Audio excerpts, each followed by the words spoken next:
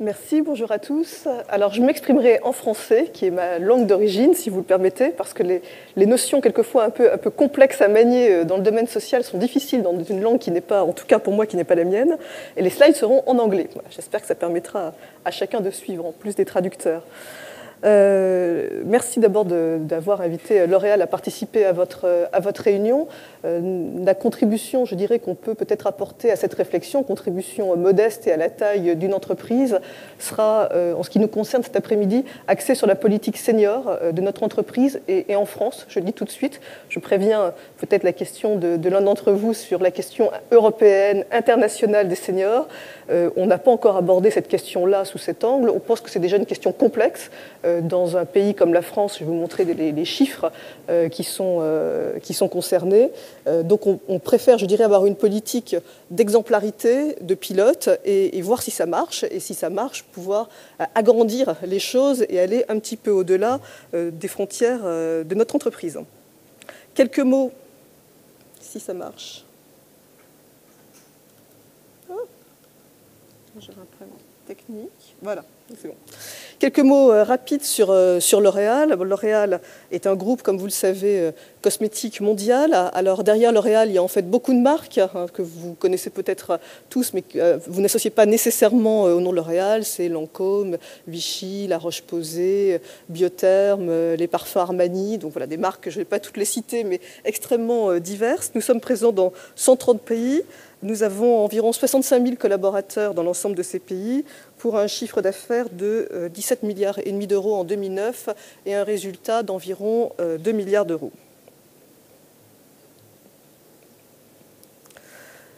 Quelques chiffres sur la France, puisque ma présentation portera plus particulièrement sur la politique des seniors en France. La France, ça représente 11 000 collaborateurs sur les 65 000 que j'évoquais précédemment. Nous avons 60% de femmes, ce qui est une particularité peut-être dans cette salle par rapport aux entreprises qui y sont présentes ou représentées.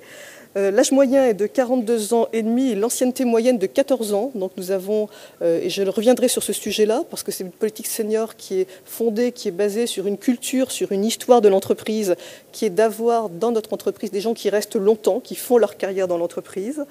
Nous avons embauché en France depuis 2000 environ 6 400 personnes. C'est également évidemment un chiffre qui est loin d'être neutre. Ça veut dire que la moitié de l'effectif s'est renouvelé en 10 ans, ce qui signifie aussi des questions de génération, des générations plus jeunes qui sont arrivées, des générations plus âgées qui sont toujours dans l'entreprise. Donc cette question évidemment d'équilibre entre les générations se pose. Dernière peut-être caractéristique, nous avons 41% de cadres et 33% d'agents de maîtrise. Donc vous voyez que ça représente les 3/4 de notre effectif sont, je dirais, une production intellectuelle, une activité intellectuelle dans l'entreprise.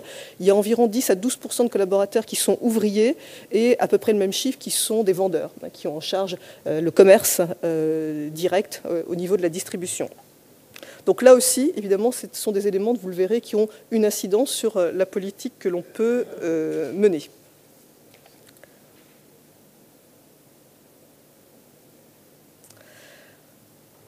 Dernier chiffre, comment se situe, puisque la question que l'on se pose aujourd'hui, en tout cas avec vous, est celle de y a-t-il une politique pour les seniors possible dans des entreprises comme les nôtres? Comment se situent ces seniors au sein de notre groupe? Donc on vous a mis quelques pays, ce n'est pas la totalité évidemment des pays dans lesquels nous sommes présents en Europe, quelques pays, l'effectif total par pays. Bon, L'Oréal est une entreprise française, il y a 11 000, vous l'avez vu, presque 12 000 personnes qui sont présentes en France, et le pourcentage de personnes de plus de 50 ans dans cet effectif, et vous voyez que la France a près de 25% de son effectif qui a plus de 50 ans, ce qui s'explique par deux choses. La première chose, je l'indiquais tout à l'heure, c'est que nous avons une politique qui permet aux collaborateurs de faire la totalité de leur carrière dans l'entreprise et de partir au moment de la retraite et pas avant l'âge de la retraite.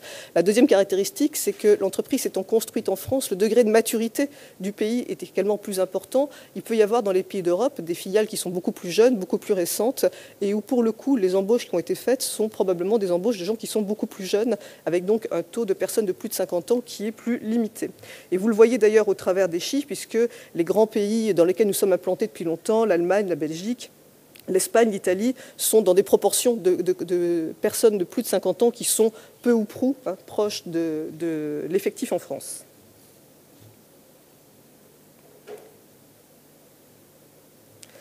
Alors je ne peux pas, évidemment, surtout aujourd'hui, ne pas parler du contexte national en France concernant les retraites, même si je ne prendrai évidemment, je ne porterai aucun jugement de quelque nature que ce soit, mais je crois que c'est important de le partager, puisque chaque pays a une approche qui est différente dans ce domaine-là. L'approche française a peut-être une forme de spécificité liée à la loi de mars 82, loi qui a passé l'âge de la retraite, l'âge normal de départ à la retraite, qui était de 65 ans avant 82 à 60 ans, et qui l'a fait dans une double perspective à l'époque, d'amélioration des conditions de travail et de partage du travail avec les plus jeunes, puisque 82, c'était une époque de fort chômage, et il y avait donc cette idée que permettre à des gens de partir plus tôt à la retraite permettrait à des jeunes d'accéder plus facilement à l'emploi.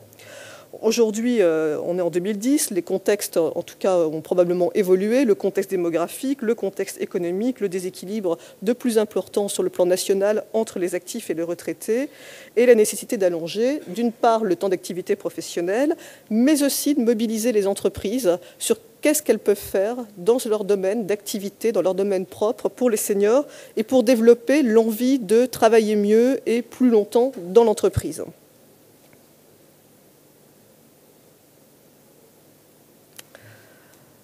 Alors à L'Oréal, je vous l'ai dit, vous l'avez vu au travers des chiffres, la question des seniors est une question qui est ancienne.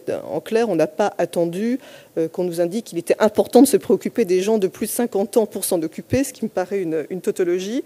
On est une entreprise qui a toujours été très attentive à l'évolution de carrière, des conditions de travail, qui était attentive à ce qu'il n'y ait pas de discrimination liée à l'âge. Et je dirais qu'avec justement les représentants du personnel, dont je dirais un mot plus important dans quelques minutes, il y a toujours eu une attention partagée aux questions de déroulement de fin de carrière, aux conditions de départ, et on a une longue histoire d'accords collectifs, d'accords qui ont été signés, vous voyez, depuis 1975, 1983, 1995, 2000, qui ont mis en place des dispositifs permettant à des collaborateurs d'aménager leur fin de carrière. Et j'y reviendrai parce que dans le cadre de la politique actuelle sur les seniors, nous avons réactualisé ces dispositifs et nous avons essayé de mettre en place des dispositifs innovants. Alors c'est clair que le contexte a changé. Premier élément, l'allongement évidemment de l'espérance de vie, l'allongement des capacités physiques et intellectuelles qui sont mobilisables aujourd'hui dans le cadre d'une activité professionnelle en ce qui nous concerne.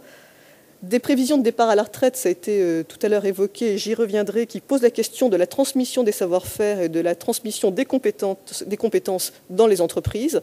C'est quand même la réelle valeur ajoutée de l'entreprise. Avant toute chose, c'est bien même si j'aime pas trop ce terme de capital humain, parce que je trouve que c'est un terme qui est un peu galvaudé peut-être, mais en tout cas, je pense que l'expérience des personnes, leurs compétences, est clairement le fondement de l'existence de l'entreprise. Troisième élément de contexte, les évolutions législatives nationales. Il a été supprimé en France au 1er janvier 2010 la possibilité de mettre à la retraite à l'initiative de la seule entreprise un collaborateur à partir de 65 ans. C'est-à-dire qu'avant, il était possible de mettre à la retraite un collaborateur, un salarié, entre 60 et 65 ans. Aujourd'hui, pour faire simple, cette possibilité est reportée à l'âge de 70 ans. Le projet qui mobilise aujourd'hui chez nous, c'est le projet de reporter l'âge légal de départ à la retraite à 62 ans et de travailler jusqu'à 70 ans, c'est-à-dire que la retraite à taux plein puisse être acquise à 70 ans. Parallèlement, les entreprises ont été engagées à négocier dans le cadre d'une politique senior, et c'est ce que nous avons souhaité faire. Je vais vous dire selon quel principe. Premier principe, évidemment, répondre au nécessaire allongement de la durée de vie professionnelle. Mais le faire, et je crois que c'est là un point différenciant concernant notre politique par rapport à d'autres choix d'entreprise ou d'autres choix de branches professionnelles ou d'autres choix de politique publique qui n'obéissent pas forcément au même ressort que ceux d'une entreprise, le faire en considérant que le départ à la retraite, c'est une décision individuelle, qui dépend de nombreux facteurs qui sont personnels et professionnels. Et j'ai échangé à la pause avec l'intervenant précédent à ce sujet. Je crois que c'est un point extrêmement important. Souvent, les politiques publiques sont des politiques moyennantes. Elles ne peuvent pas nécessairement faire autrement, puisque ce sont des politiques qui ont un objectif macroéconomique. Et je crois qu'il est important au sein des entreprises de pouvoir avoir une approche qui est beaucoup plus différenciée et de considérer que selon le métier que l'on fait, selon sa vie personnelle, selon ses attentes, selon ses aspirations, on peut avoir le droit de partir, ou l'envie en tout cas, ou l'aspiration naturelle de partir à des âges qui peuvent être différents et qu'il n'y a pas en soi forcément un bon ou un mauvais âge. Donc c'est vraiment un point qui a été fondateur, je dirais, dans la négociation et l'accord collectif que nous avons signé sur ce sujet. Développer une politique adaptée à tous, je le redirai, valoriser, capitaliser sur l'expérience de chacun, et s'appuyer sur les dispositifs déjà existants, les compléter par des dispositifs nouveaux, pilotes, innovants, qui ne seront pas tous toujours aboutis. Ça veut dire que certains, peut-être, nous amèneront à constater tous ensemble qu'ils n'ont pas eu le succès qu'on pouvait attendre, que d'autres ont par contre ce succès, et dans ce cas-là, on aura évidemment à cœur de les déployer de façon plus large. Quelle méthode a-t-on employée pour négocier cet accord collectif sur les seniors? D'abord, on a mis en place des groupes de réflexion interne, des commissions de travail, beaucoup d'entretiens avec nos assistantes sociales et nos médecins du travail, parce qu'évidemment, la part de la santé au travail est une part qui n'est pas neutre dans la question des seniors, des échanges nombreux et informels en amont avec les partenaires sociaux, des diagnostics internes menés par une agence de notation sociale, en l'occurrence, c'était Vigéo, et ensuite, évidemment, des réunions de négociation. Nous avons eu 5 réunions de négociation avant d'aboutir à la conclusion d'un accord le 3 décembre 2009 avec la CFE-CGC et avec la CFDT, qui sont les organisations syndicales majoritaires.